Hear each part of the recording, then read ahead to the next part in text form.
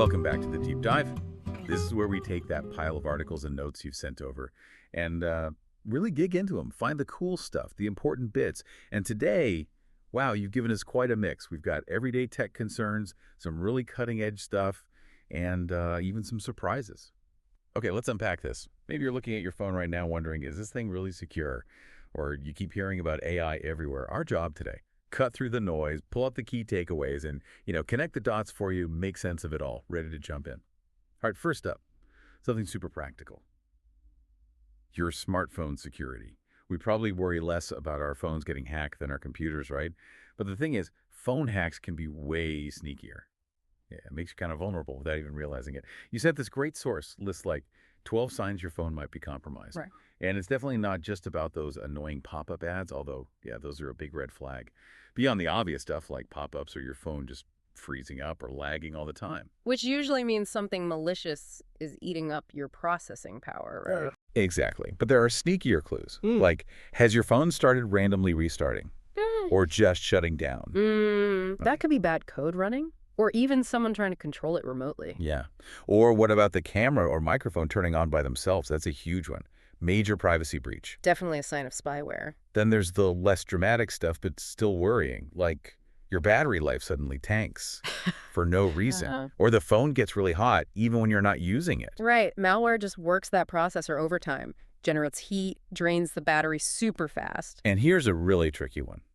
Unexpected two-factor authentication requests. Ooh, yeah. If you get prompts to log in somewhere you didn't try to log into. It means someone probably has your password and is actively trying to get into your accounts. Big warning sign. It's fascinating, really, how often people kind of gloss over phone security. They assume it's safer than a computer, but arguably it's more critical. These phones are always on, always connected, holding just an incredible amount of personal data. Totally. It's like locking your front door but leaving your car unlocked with your wallet on the seat. Exactly. That kind of casualness. Right. But the signs show bad actors are constantly trying to get in, grab data, even control the device. So what do you do if you suspect something? The source lays out some clear steps. First, if you have antivirus on your phone, run a scan. Obvious first step. And crucially, delete any apps you don't recognize. Apps you didn't install yourself. Often the way malware gets in. Right. Yeah. Then back up your essential stuff photos, contacts, but, and this is key, make sure it's from before you think the hack happened. Good point. Don't want to back up the malware, too. Exactly. After that, change your passwords. All of them. But do it from a different clean device, like a trusted computer. Very important step. Then clear your browser cookies, cache. And finally, let people know. Your contacts, bank, email provider, tell them about the potential breach. It's about containing the damage. Okay, so from keeping things safe, let's pivot to some cool new tech.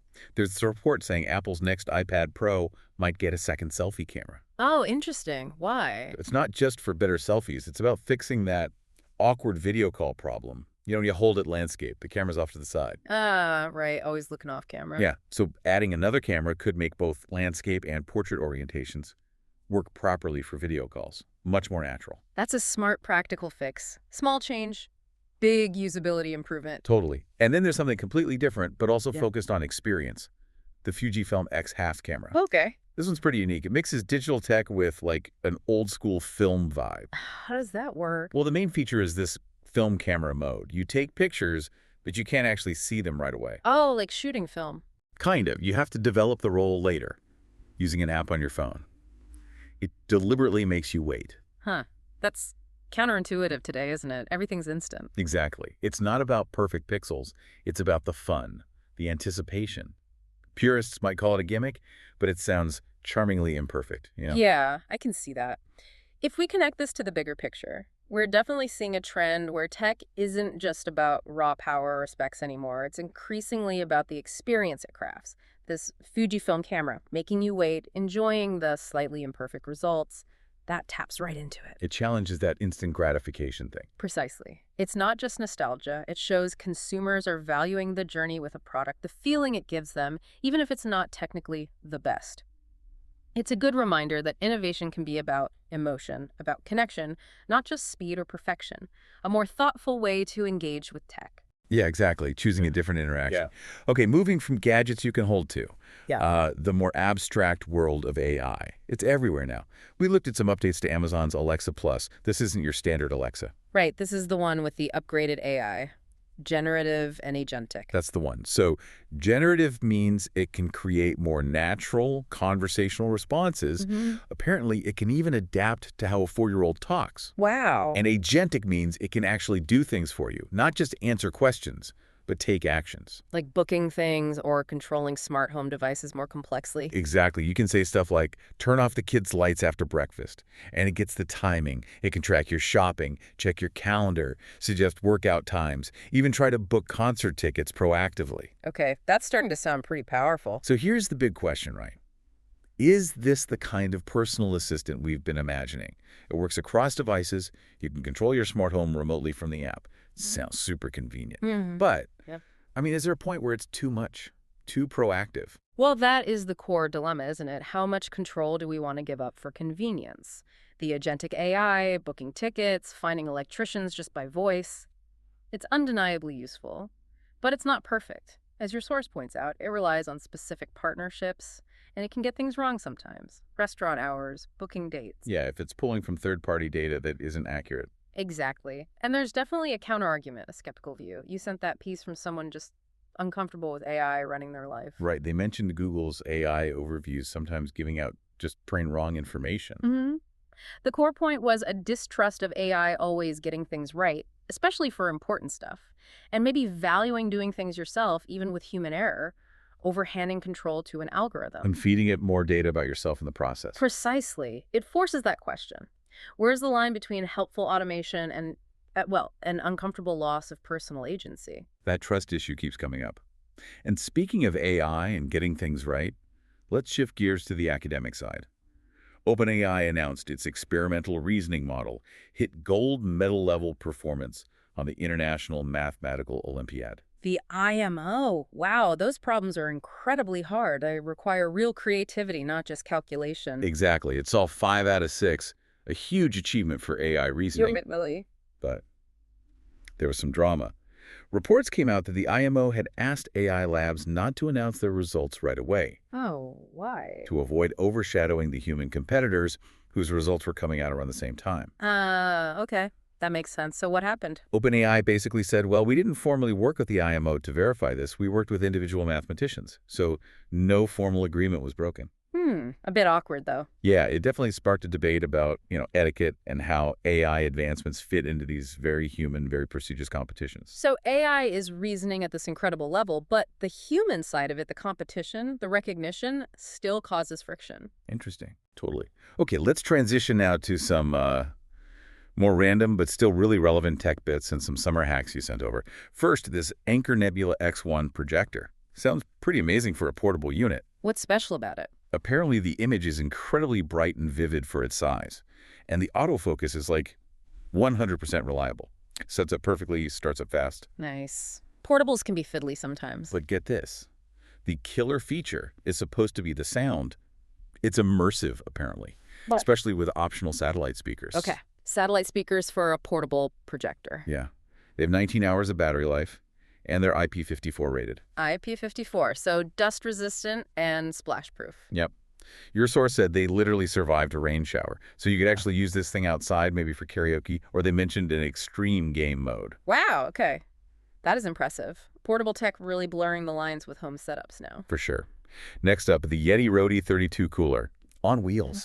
The Yetis. They're everywhere. Right. It's become more than just a cooler.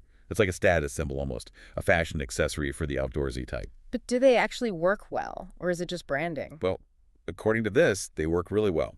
These never flat wheels are supposedly super smooth, even on rough ground, like cobblestones. Okay, that's useful. And yeah, it keeps Cam's fridge cold for 72 hours, even if you're opening it a lot. 3 days. That's serious cooling. So it's that mix of rugged performance and, yeah, the cool factor. It's interesting, that trend again. High performance meeting real-world usability plus style. Whether it's projectors or coolers, it's about making the experience better, smoother, more desirable, integrating into a lifestyle. Right. Now for some quick news items that might affect you. First, Amazon Prime Video ads. Oh yeah, those are annoying. Well, that lawsuit trying to stop them. Dismissed. The judge said adding ads wasn't a price increase, just a benefit modification. Ouch. So the ads are staying. It's like it. And reports say they might even double unless you pay the extra $3 a month to get rid of them.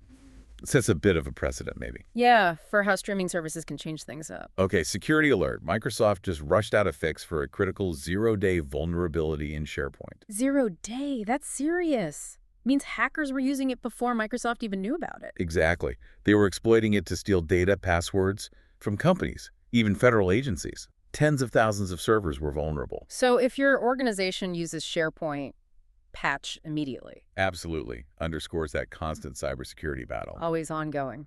And for car fans, Tesla just dropped a huge list of discounts in the U.S. Leases, free upgrades, free supercharging. Oh, really? Why the big push? Likely trying to move cars before federal tax credits expire soon. Yeah. Maybe also trying to boost sales figures, which have been down a bit. Could also be trying to counter the Musk effect. His controversies sometimes put buyers off.